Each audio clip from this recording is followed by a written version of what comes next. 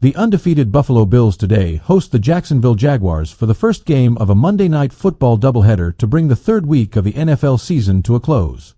In Cincinnati, the winless Bengals entertain the Washington Commanders. Follow updates from both games below. Per TruMedia, Cincinnati has been in 12 personnel, 1 running back and 2 tight ends, on 30.3% of its plays. That pace ranks third highest in the NFL, and it has led to plenty of additional pass usage for Bengals tight end Mike Gesicki. Cincinnati will face a difficult test if they want to target Gesicki tonight. Washington allowed only 0.75 PPR points per game in weeks 1 to 2, a pace that ranked first by more than a point. Tennessee was second at 2.15 points. Merge these together and it shows that any fantasy manager who started Gesicki might face a low scoring floor if the Commanders keep up their current defensive pace.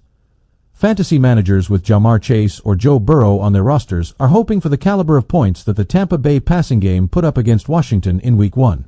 That is a distinct possibility, as the Commanders have coverage liabilities in Benjamin St. Just, 19.8 PPR PPG allowed per Pro Football Reference, and Mike Sainristil, 15.3 PPR PPG, but the betting public is not of quite a similar mindset.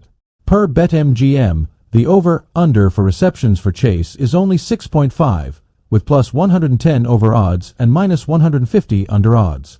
That suggests a lower ceiling than fantasy managers are hoping for, so it should be interesting to see if the fantasy or betting communities are right on this one. The Jaguars-Bills betting odds have been moving in the past hour.